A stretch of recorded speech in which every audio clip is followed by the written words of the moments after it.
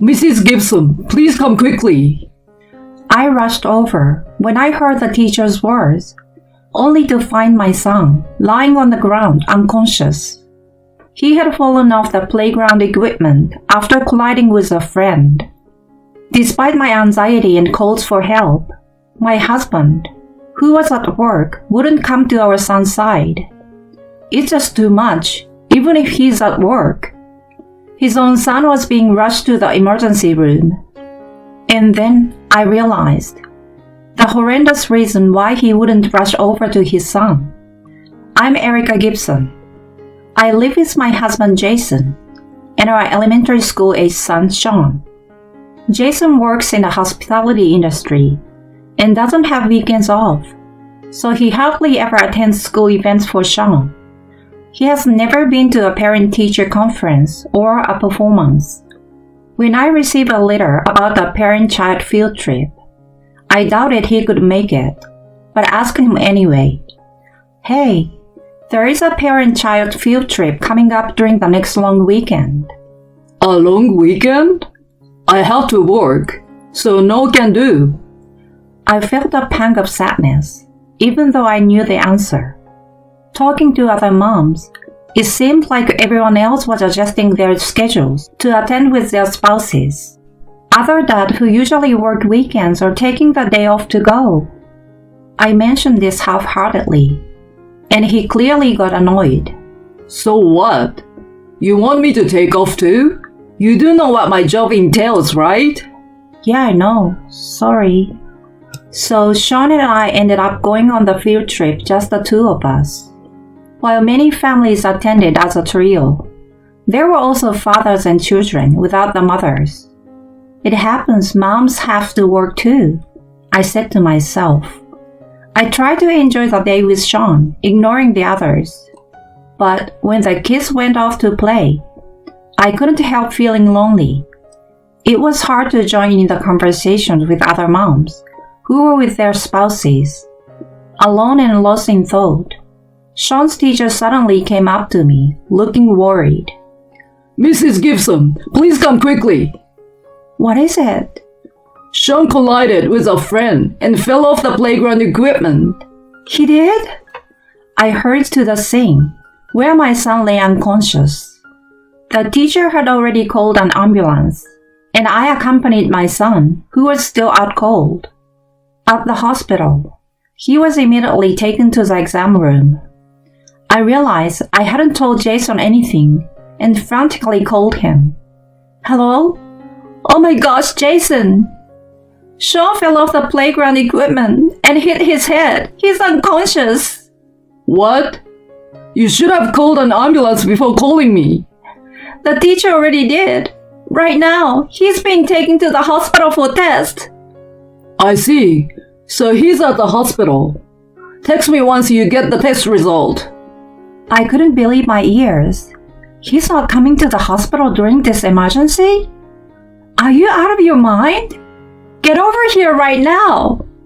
He responded with a tone of indifference. Hey, I already told you I can't get time off this long weekend. But this is an emergency. He's at the hospital, right? There's nothing I can do if I go there. All we can do now is wait for the results. Let me know when you have them. Bye. He said that and abruptly ended the call. I stared at my smartphone, shocked. He wouldn't even come home for our son's emergency. As I stood there, crestfallen, a man approached me. Are you Sean's mom? I'm Dan's father, Scott. Scott was the father of the friend Sean had collided with. I remembered he was the dad who came along with his son because the mother couldn't make it. He looked really sorry. I'm terribly sorry for what happened. I quickly shook my head. I heard from their teacher that Sean and Dan collided while running. It was partly our fault too, so please don't worry about it. Next to Scott, Dan stood with bandages, his eyes red from crying. It's because I bumped into Sean. I gently said to him, Dan, it's not your fault. Sean will be just fine. Will you play with him again when he's better? He nodded tearfully. Scott thanked me, looking relieved. Thank you for your kind words. I wish my wife could be here to apologize too, but I'm sorry she couldn't make it. No, it's fine. My husband couldn't make it back from work either. Is your wife working too? Well, He hesitated a bit. actually, my wife is on a trip with friends. It was planned before the field trip, so she couldn't cancel it. Embarrassing, I know. Oh, I see. I've tried contacting her several times about the accident, but I haven't been able to reach her yet. Just as he finished speaking, his phone rang. It's my wife. Excuse me for a moment. He hastily answered the call, explaining the situation. So that's what happened. How soon can you get here? In 2 hours? But how will you come? You can't drive. Oh? A friend is with you. That's good then. Be safe. After hanging up, he reported back to me with a sigh of relief. Sorry about that. I just got in touch with my wife. She has a friend who happens to have some errands to run around here, and she can drive her here. There will be about 2 hours. That's good to hear. Then my phone rang. Oh, it's my husband, excuse me. I stepped aside to answer. Jason, what's up? I can make it there too. I'll be off work in about 2 hours, and then I will head straight there. Really? That's great. After hanging up, I also reported back to Scott. My husband will be here in about 2 hours as well. It's good we could both speak to them. Then we were called by the doctor with Sean's test result. Thankfully, Sean showed no abnormalities. He had just lost consciousness temporarily from the shock and needed to be observed for now. Even though they said there was nothing wrong, I couldn't relax not knowing when he would wake up. I returned to the waiting area, where Scott was waiting for me with Dan, now asleep in his arms. We talked about our families to distract ourselves.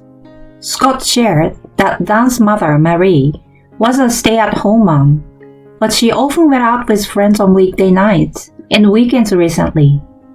During those times, he would take care of Dan. During the weekdays, my wife takes care of Dan all the time, so I want to give her some time off on nights and weekends. But if I knew something like this would happen, I should have insisted she cancel her trip for the field trip. Listening to his story, I couldn't help but compare him to my husband Jason. Jason, even on his days off during the week, prefers to go out alone for a break. In contrast, Scott actively participates in childcare. I found myself confiding in him about my husband's shortcomings. As we talked, I noticed a strange coincidence. Jason's and Marie's behaviors matched exactly. The days they couldn't attend events or went out on weekday nights were the same. I suddenly became curious and asked, "By the way, my husband went on a business trip to New York last month." When was that? It was the first weekend of last month. My wife also said she was going on a trip with friends on those days and brought back souvenirs from New York. No way. We looked at each other in realization. It had been almost 2 hours since Jason and the other called. The first to contact was Jason. My husband is almost at the parking lot, so I will go to meet him. I told Scott and headed to the parking lot. Peering cautiously into the car, I saw no one in the passenger's seat. I had absurdly imagined that Dan's mother might be with him. I brought him back to the room where our son was sleeping, trying to look nonchalant. After Jason exchanged brief greetings with Scott, Dan's mother appeared. Jason and Marie froze for a moment when they saw each other, something I didn't miss. He greeted Dan's mother as if nothing was amiss. Hi, I'm Sean's father. Our son always talks about your son. Nice to meet you. His voice was strained, and she replied, also flustered. Oh, nice to meet you. I'm Dan's mother, Marie. I decided to stir the pot a bit. Oh, Marie, is this your first time meeting my husband? She answered, clearly panicking. Of course it is. We've never met before. You don't have to deny it so vehemently. You could have met him at school events or parent-teaching meetings, right? That's impossible. I had no idea Jason's son was in the same class as mine. I hadn't mentioned my husband's name in front of her yet. Gotcha. This was a clear sign. I was now certain of my husband and her affair. Moreover, it seems they didn't know their children or classmates. That's strange. How do you know my husband's name if this is your first meeting? She stuttered in response. Well, that's because, Jason interjected, defensively and angrily. Hey, Erica, what are you trying to do? You are being rude. She's the mother of our important son's friend. Show some respect. His shouting woke up Dan, who pointed at Jason and said, That's the man who comes to our house. Man who comes to our house? The room went silent. Marie tried to cover up Dan's words in a panic. Dan, what are you talking about? Maybe you are confusing him for someone else. But he continued, looking puzzled. It's not a mistake. Dad, can I have your tablet? After receiving the tablet from his father, he showed us an image. Look at this. The photo showed his toy train set in his room. What about it? This is a toy you always play with. Dan proceeded to point at the man behind the train set. This man here, that's him. I recognize him because I look at this picture from time to time. In the background, Jason could be seen chatting amicably with Marie in the living room. There's no escaping this now, I muttered, glaring at them. Scott, too, was shaking with anger. He yelled at his wife in anger. So you've been bringing your affair partner into our house while I'm at work? And on this date, I was away on a business trip. I was stunned to see the date. This date, Jason, you didn't come home from your business trip either. Did you stay at Marie's house? Oh, well, she said it was okay, so I just...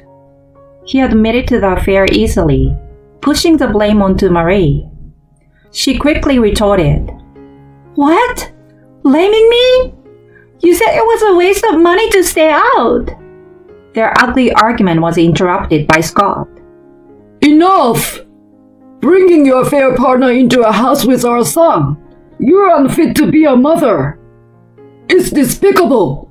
I utterly despise you. Jason seized the opportunity to make her the villain. Exactly. She's unfit to be a mother. At least, I've never met her in front of Sean. I care about my child. What? Did he really just say that? This is absurd. Anger started boiling inside me. Don't be ridiculous. You didn't even try to get to the hospital when Sean was unconscious, using work as an excuse. No, that's not true. I'm here at the hospital now, and That's only because she decided to come. Until Scott told her about our kid's injury, you had no intention to coming here at all. Well, at that time, I thought it was okay without me. It's not about whether it's okay or not. A father should rush over when he hears his child is unconscious. Instead, you prioritized your trip with your mistress. You're no father. You can think what you want, but I'm Sean's father. What if he doesn't wake up? Can a stay-at-home mom like you keep paying for hospital bills? Without me, you and our son couldn't survive. Painfully, I realized I didn't have enough savings to keep paying the hospital bills. Did I have to turn a blind eye to his infidelity? Just as I was about to resign myself, a faint voice came from the bed. Mom, I turned around to see Sean barely opening his eyes. Sean! I clung to my son, and he hugged me back tightly, then said, It's okay if Dad leaves. I will be fine. I will protect you, Mom. Hearing his words, Jason stood there stunned. Sean, why would you say that? Sean answered firmly, Because you are leaving, right, Dad? I heard you on the phone the other night after Mom fell asleep. On the phone? Yeah, I heard you talking when I got up to use the bathroom. You said, I feel nothing for Erica. If it weren't for the kid, I'd have left to be with you already. Jason's face turned pale. So, Dad, I will make your wish come true. I don't have to be your son. I don't need a dad anymore. Jason was shocked by our son's words. Contrarily, his words finally made me resolve. I've made up my mind. I want a divorce. After I told this to my husband, Scott handed me his business card. I will help you with your decision, Erica. The card he gave me showed he was the head of a law firm. There must be plenty of evidence besides this toy train photo. I will take care of filing for alimony and child support. I plan to do the same with my wife, so it's killing two birds with one stone. Marie panicked at his words. Wait! I haven't agreed to a divorce yet! I won't divorce you! Scott then coldly said to her, You are joking, right? You don't have a choice after having an affair. A mother who brings her affair partner into a house with her child is unfit. If you want to fight it, we'll go to court. You know how high my win rate is, right? And with evidence like this, I can't lose even if I want to. Seemingly resigned, she slumped and agreed to sign the divorce papers and pay the compensation. Seeing her submit, Jason also signed a pledge to pay alimony and child support. He probably realized that it was futile to go against a lawyer like Scott. Later, both our marriages ended in divorce. Now that they were free, Marie and Jason, as planned, started living together. But their life didn't go as expected. Once they moved in, they began to suspect each other of having affairs, leading to a tense relationship. Eventually, Jason actually cheated with another married woman.